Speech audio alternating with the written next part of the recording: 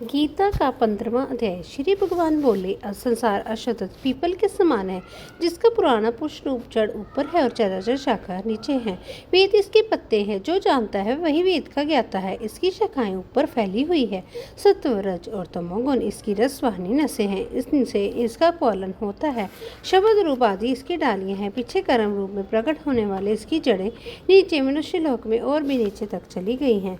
पर अशतत का ये रूप, इसका आदि अंतर संसारी प्राणी के ध्यान में नहीं आता, तथापि इसकी जड़ गहरी है। ऐसे इस विपल को वैराग्य रूपी दृढ़ अस्त्र से काटकर वह स्थान ढूंढना चाहिए जहाँ से फिर लौटना नहीं पड़ता, और साथ ही ये विचारना चाहिए कि जिसमें वह पुरातन प्रवृत्ति उत्पन्न हुई है उसी आदि पुरुष की शरण हो। अहंकार और मोह रहित संतोष को जीतने वाले आत्मज्ञान से नीरज, सब कामनाओं के से दूर, सुख दुख नामक द्वंद्व पदार्थों से मुक्त ऐसे ज्ञानी पुरुष शाश्वत पद को पा जाते हैं। जिसे सूर्य चंद्र या अग्नि प्रकाशित नहीं करते, वही मेरा परम धाम है। वहां जाकर लौटना नहीं होता। मेरा सनातन अंश इस जीव लोक का रूप धरकर प्रकृति में स्थिर चावाचो इंद्रियों और छठे मन का से छुड़ाता है। जैसे वायु पुष्पाधिकों की गंध को दूसरे स्थान में ले जाती है, इसी प्रकार ये देश यामी धारण करने के बाद जब उसका परित्याग करता है, तब इंद्रिय और मन को साथ ले जाता है। कान, आँख, चर्म, जीव, नाक और मन का आश्रय लेकर वह सजीव विषयों का भोग करता है। एक देह से दूसरी देह को जाते अथवा एक ही देह में रहते समय अथवा इंद्रियों से युक्त हो विषय को उपभोग करते हुए इसको मूर्ख देख नहीं सकते, किंतु ज्ञान रूप नेत्र है, वे देखते हैं। यत्न करने पर इसे योगी जन इसे देख सकते हैं, परंतु अज्ञानी यत्न करके भी इसे नहीं देख पाते। जो तेज सूर्य, चंद्रमा और अग्नि में वर्तमान है और जगत को प्रकाशित करता है, उसे मेरा ही तेज मानो। मैं ही पृथ्वी में प्रवेश कर अपने तेज से समस्त भूतों को धारण करता हूँ और इनमें स्वरूप चंद्रमा हो बनकर मैं ही सब औषधियों का पोषण करता हूँ।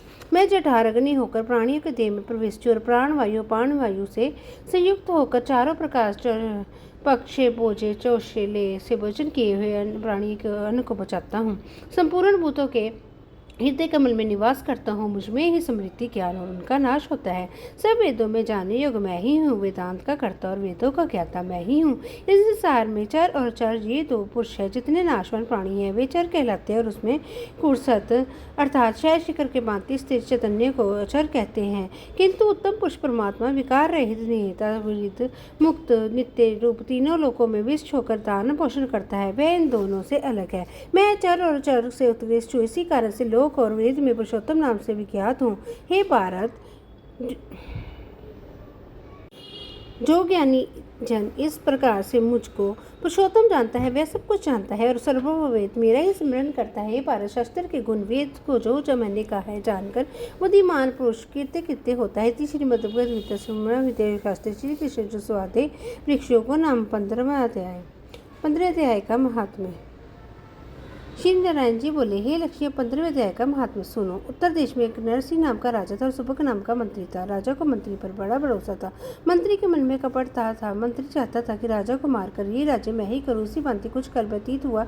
एक दिन राजा नौकरों समेत सो रहा था, तब मंत्री राजा को सारे नौकरों सहित मारकर राज्य करने लगा। राज्य करते बहुत समय व्यतीत हुआ। एक दिन वह भी मर गया। यमराज के पास दूध बांध कर ले गए। यमराज ने कहा, हे यमदूतों,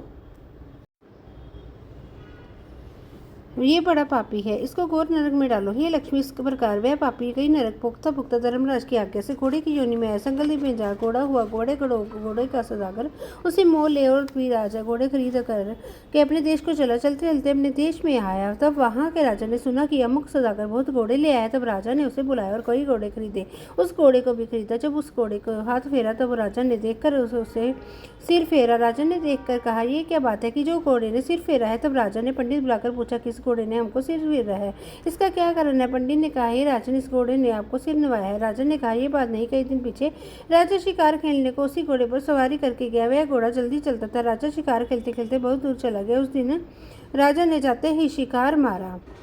राजा बहुत प्रसन्न हुआ। दोपहर हो गई। राजा को तृष्णा लगी। वन में एक साधु देखा, कुटिया में बैठा है। तालाब जल से भरा है। वहां राजा उतरा। घोड़ा वृक्ष से बांधकर कुटिया में घोड़ा गया। देखा तो साधु अपने पुत्र को गीता के 15वें अध्याय का पाठ सिखा रहा था। वृक्ष के पत्ते पर श्लोक लिख दिया है। बालक को कहा, खेलते फिरो, इसको कंठ भी करो। जिस वृक्ष से राजा ने घोड़ा बांधा था, उसी वृक्ष के पत्ते पर श्री गीता जी का श्लोक लिखा था। वह बालक पत्ता लेकर खेले भी और पढ़े भी। उस पत्ते को घोड़े ने देखा, तत्काल उसकी देह छूटी। देह दही पाई। स्वर्ग से विमान है, जिस पर बैठकर वैकुंठ को चला। इतने में राजा पानी पीकर बाहर आए, देखा तो घोड़ा मरा पड़ा है। राजा चिंतावान होकर बोला, ये घोड़ा किसने मारा है, इसे क्या दुख हुआ। इतने में वह बोला, हे राजन, तेरे घोड़े का चैतन्य मैं हूँ, मैंने अपने देवदेही भाई भिखुंड को चला हूँ। राजा ने विस्मित होकर दंडवत की। पीछे से और सेना के लोग आ मिले।